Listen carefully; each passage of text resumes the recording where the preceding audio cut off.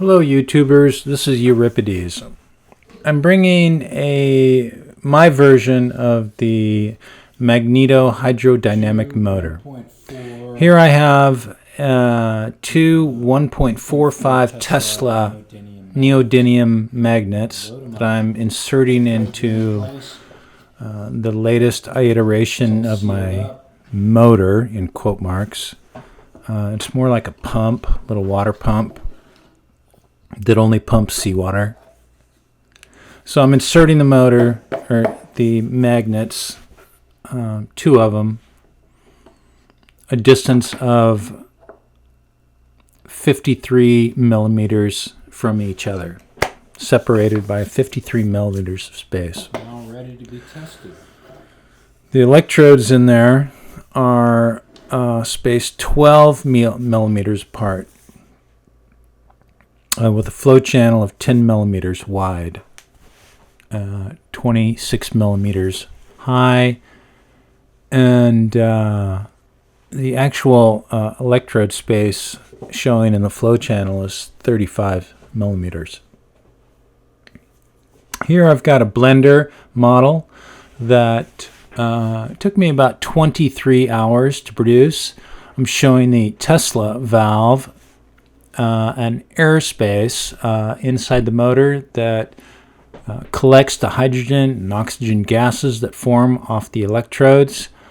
The gas travels upward into the chamber and flows out through that Tesla valve that I'm showing, and it's intended to make the gas flow one direction. The front end of this latest motor iteration shows how the motor space that I've drawn in Blender fits into the motor block, the casing. The flow channel, we're looking right down the flow channel. You can see the slots where the electrodes go and the chambers at the top of the flow channel where the gases collect and flow into the Tesla channel. The spaces in the front, top and bottom, above and below the flow channel, are where the neodymium magnets go. There's the exit of the flow channel and the gas dispersion tube. An X-ray view of the model shows the Tesla valves, the gas collection chamber, and the flow channel, and where the two surfaces of the halves of the motor meet.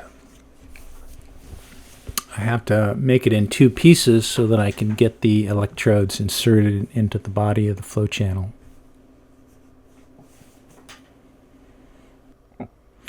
This is the loading tool.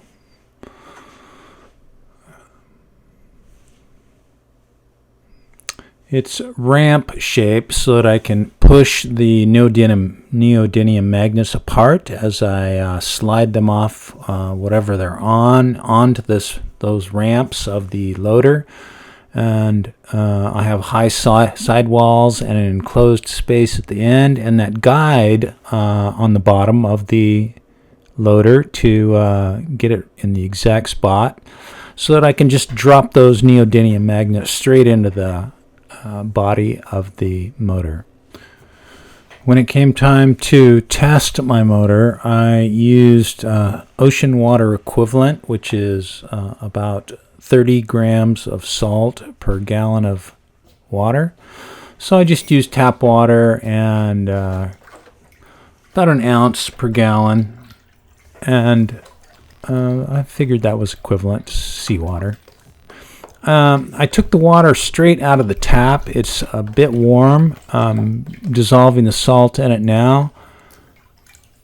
Consequence of using warm water is that it will tend to form calcium carbonate particles on the surface as you go through the electrolysis process. My test tank is a bit of a crude affair, and this T object is what I attach all my motors to test them. And sometimes I tape my motors on, sometimes I use zip ties, sometimes I use glue. Sometimes I actually form a little groove in the motor shaft, or that stanchion that the wires run out of. I put a little groove in that so I can attach that round dowel into it. But I didn't do that on this motor, and now I'm having to use zip ties and tape and whatever else I can get to hold that thing on there. Doesn't need to be really secure, just needs to stay on.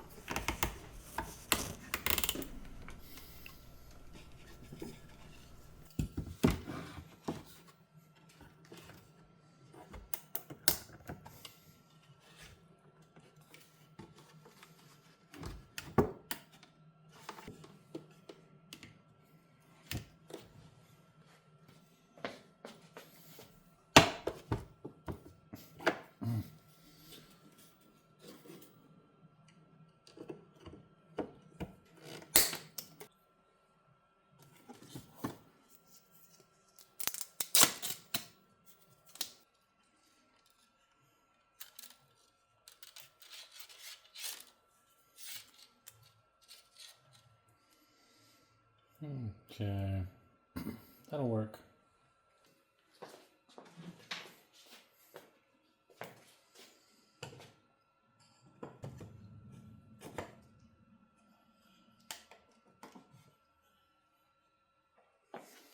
So now I have to hook up the power to my electrodes, and you'll see here that I hook up the positive to the white wire and my negative to the red wire, which was backwards, and I had to reverse that.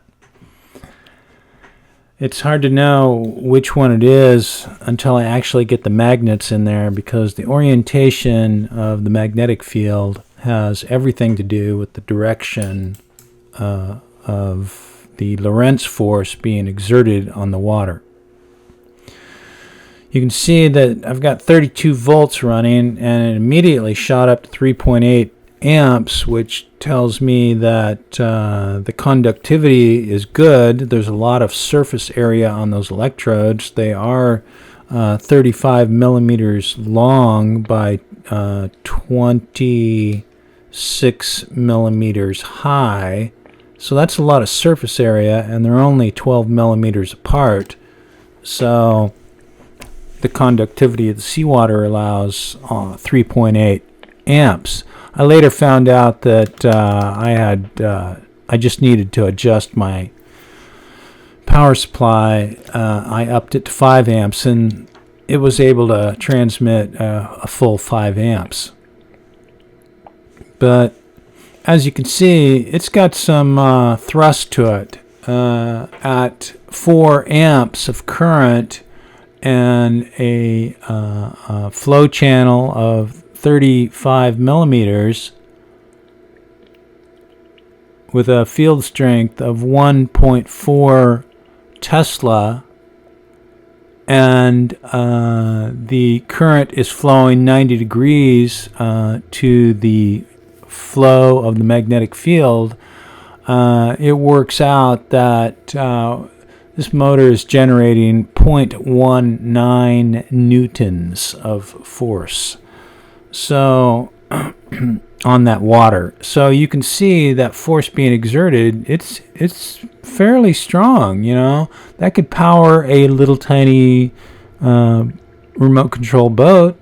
And you can see that the gas coming out of that port on the right side of the image of the video, on the back end of the motor, all the gas is being directed out the back. So the Tesla valve is working as intended. The flow chamber seems to be producing really good flow. Seems like this thing could power something, a little tiny boat or an underwater submersible.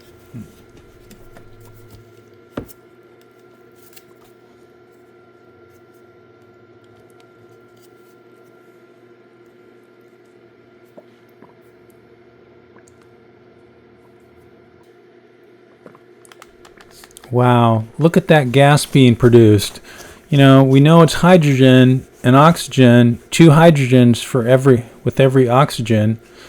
And you see those white particles in the water? Yeah, that's calcium carbonate being formed because the water was warm, and the electrolysis at the anode is creating calcium carbonate. It's floating around in the water. Yeah, I put that flame down there to burst one of the hydrogen bubbles. Works. Wow, it's producing a lot of calcium carbonate. There's a lot of electrolysis going on, and you can see it in the flow of the water. The current is, being generated entirely by that motor.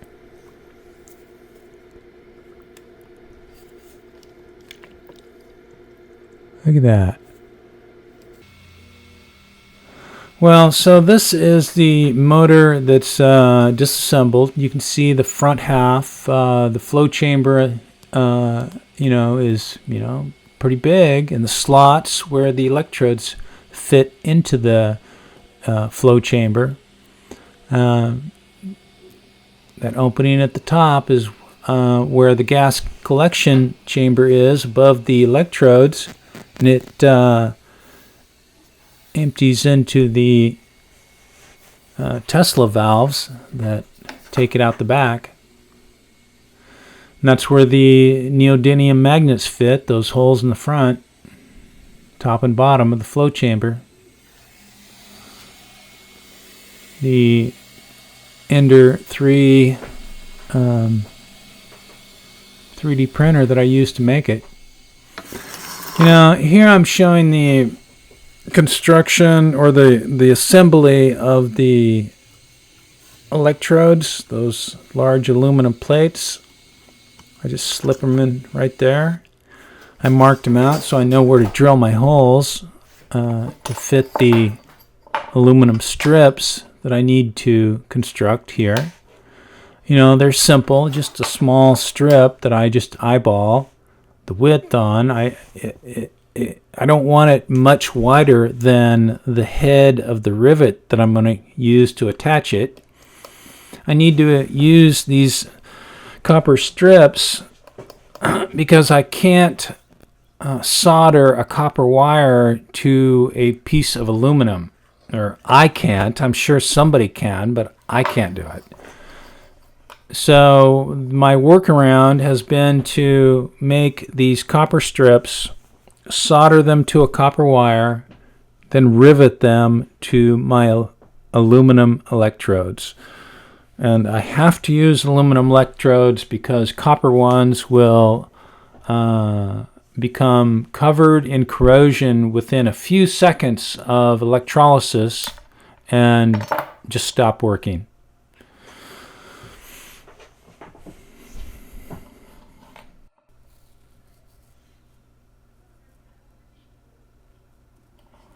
So a strip of aluminum or a strip of copper, I just kind of flatten it out. There's not much to it. I made 2 of them. Got some wires taped down so they don't move around because I'm not very steady. See? I mean, what kind of soldering is that? Okay, I'm doing the best I can. No bad comments. I already know. So, yeah, that'll work. Yeah, that does look bad, but I fixed it. But somehow I lost the video. But anyway, I moved on. Eventually got them fixed. See, you can see my solder right there. Okay. Now trying to get these rivets into these holes was difficult for me because they're tiny. So I had to play around with my scribing tool and Yeah, that took a while.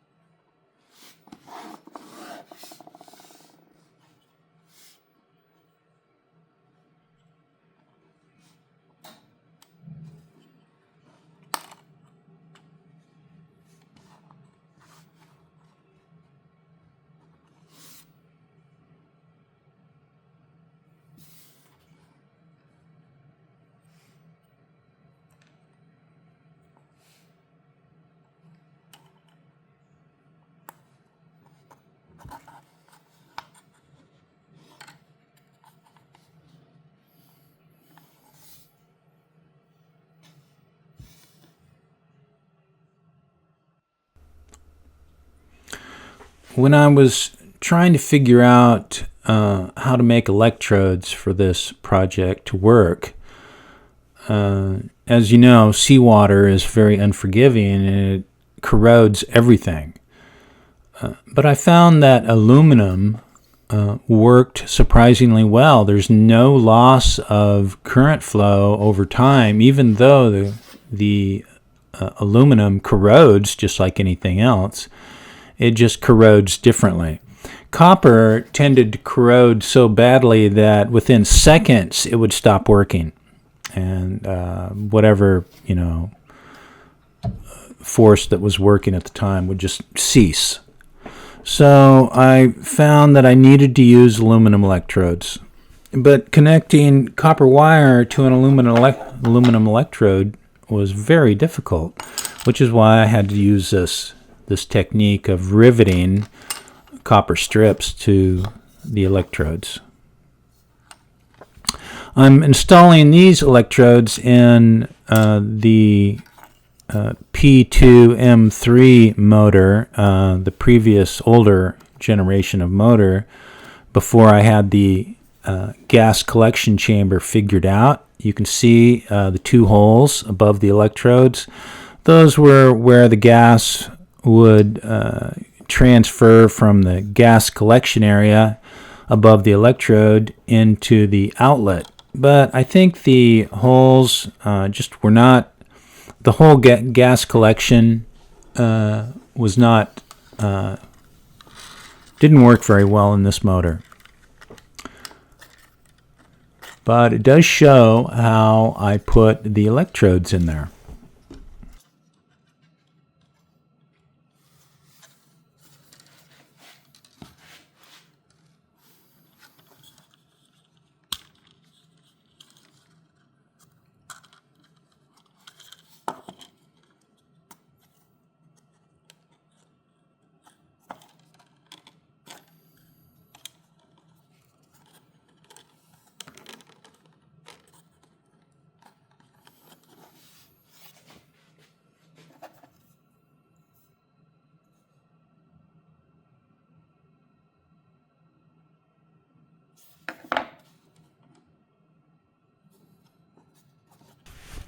And now the electrodes are in, and I can put the back end of the motor on, and it snaps together quite nicely. And that's it.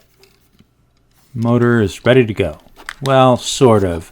I did need to seal up the space where the wires run, because there's just too much space there, and the hydrogen gas was leaking and going up the little that hole where the wires run.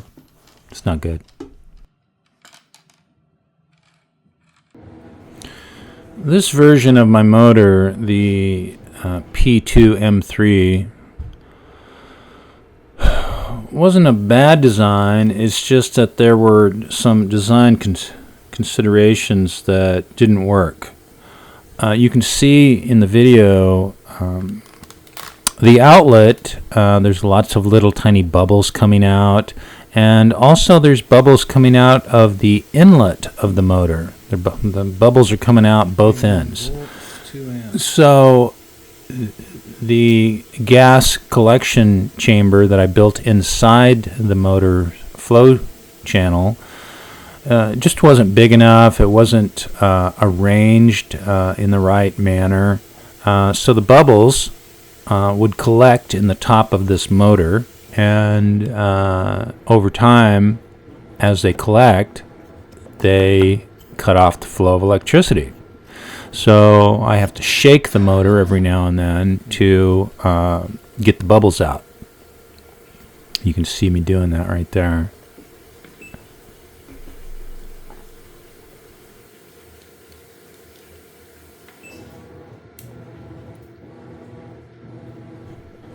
Oh, that sound you hear in the background? That's the washing machine. 1 amps. Just consider it white noise.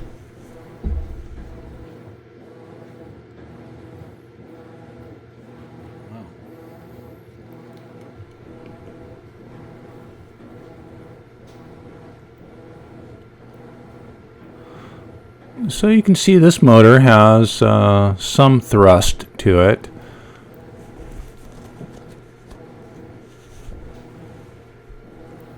But those bubbles, they're interrupting the flow of current within the flow chamber and making the 3.1 amps. outflow Bubbles are coming inconsistent. out front. Not handling the bubbles very well. Yeah, those bubbles, they're terrible. So this design taught me quite a bit about how the bubbles work inside the flow chamber. So based on the lessons learned from the previous iteration, P3 or P2M3, I designed this new motor with a gas collection chamber that's increased in size and a Tesla valve construction on the outflow of the gas tube to help it move the gas out of the flow chamber.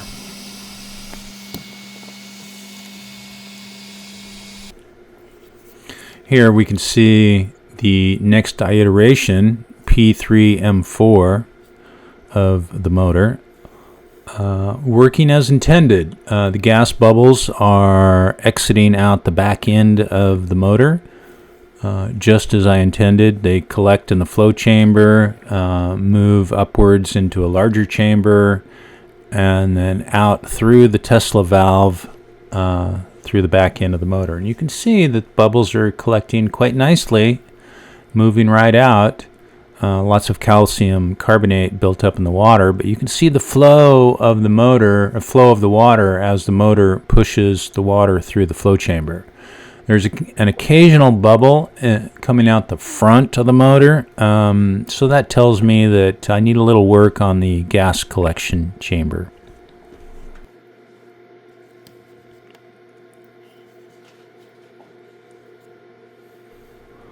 Wow, look at the power of that motor. The current is just being pushed through there. The water is being pushed right through that flow chamber. You can see it mostly in the movement of the calcium carbonate on top of the water, but there's quite a current flowing there. 12. It's 1.5 amps.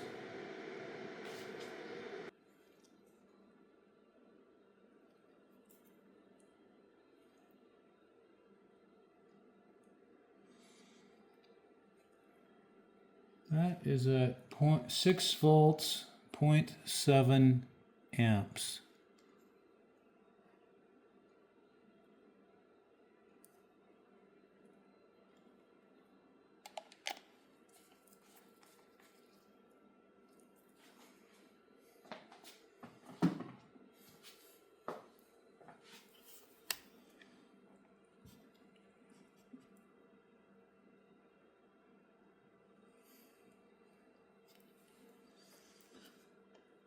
6 volts, 0.7 amps.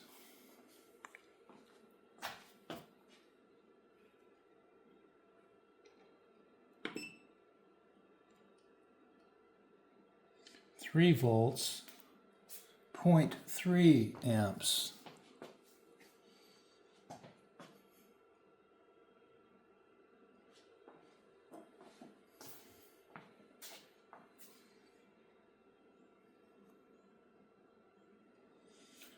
3 volts, 0.3 amps.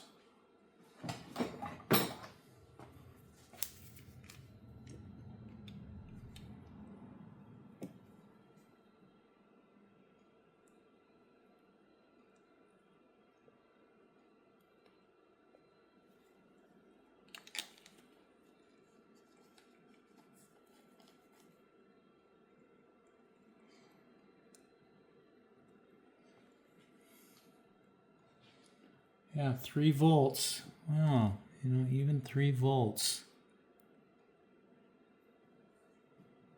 Wow.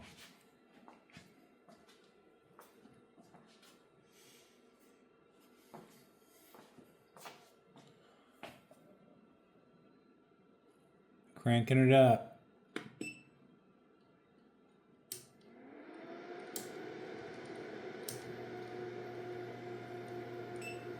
$32 volts.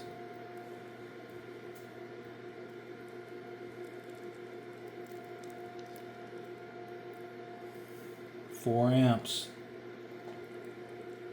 29 volts. 30, 27, still 4 amps.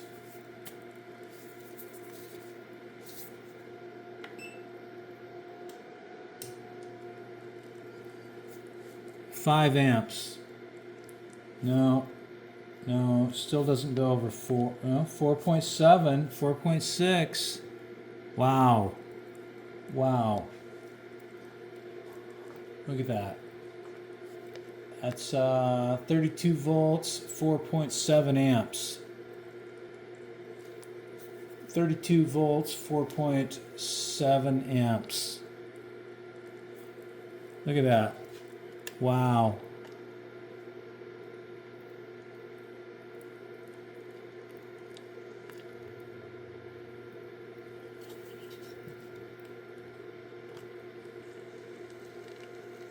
Yeah, even half out of the water, still going.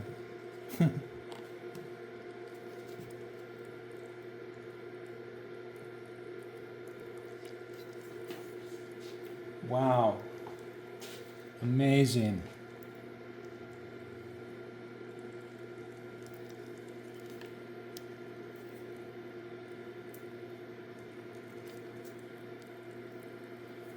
All right. Power off. Thank you.